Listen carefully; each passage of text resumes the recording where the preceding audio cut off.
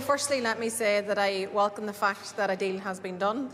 I think that most people in society out there will welcome the fact that we're at the end of this negotiation. That's it, complete. And I think that most people's minds here at home will very much quickly turn to the fact that we need to be in this institution. We need to be working together. We need to be tackling things like the health service, creating jobs, growing our economy, taking the full advantage that the protocol affords us.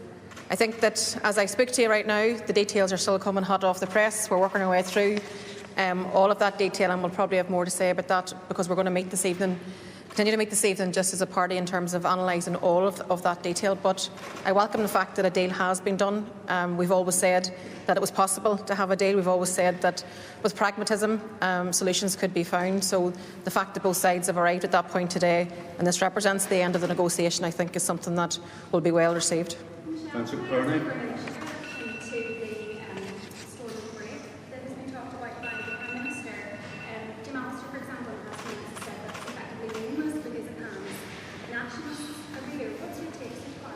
Well, as I said, the detail of the deal is actually just coming hot off the press as I speak to you right now.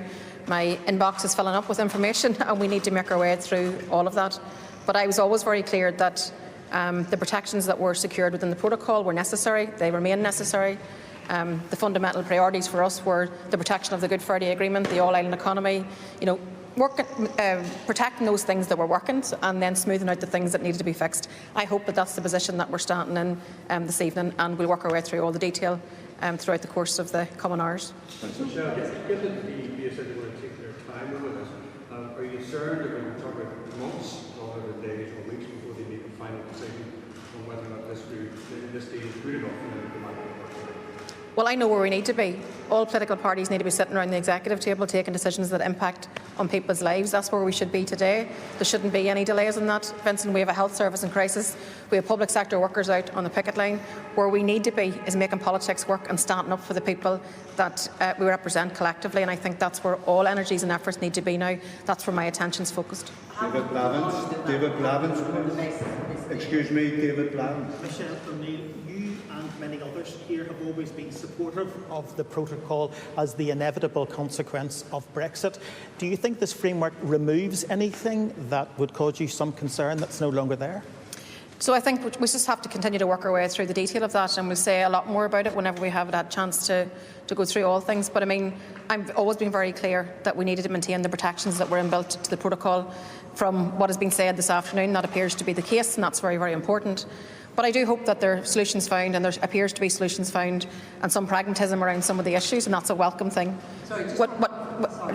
What I've said consistently throughout the whole of the Brexit debate is that the people here have been left in limbo, they've left with uncertainty. I'm hoping that today, because we're at the end of the negotiation, the deal is now done, I'm hoping that today all energy and efforts focus at home here to making politics work and actually getting around the executive table.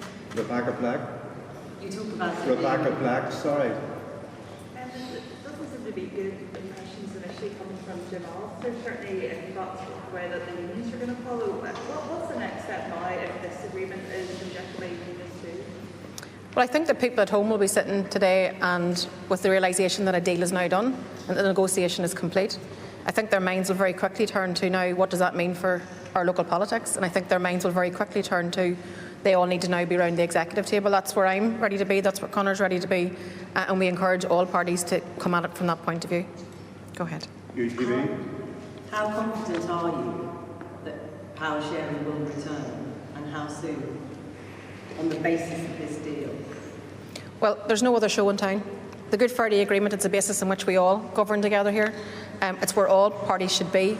We're dealing with many, many societal issues out there. The fact that our health service is in crisis, the fact that public sector workers are out on strike for fair pay and conditions.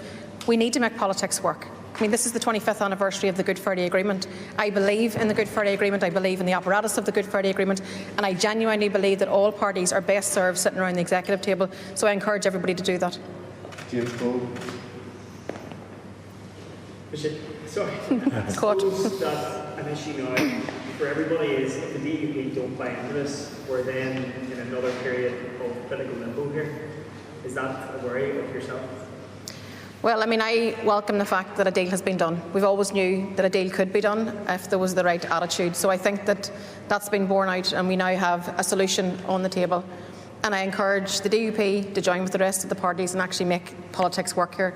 Let's get around the executive table and take on the issues that are important to people every day. That's what the public voted for in last May's election, and they deserve no less than that. I'm ready. I stand ready. My team are ready. And I need partners in which to govern, and we ask all the other political parties to be around the executive table together. Paul Riley. Michelle, sorry if you've already answered this. I just wanted to ask you about the Stormont break. Do you see that as something that would be workable in the current environment? Again, the details are still coming directly towards us, so we'll provide more analysis of that, I think, over the course of the coming hours.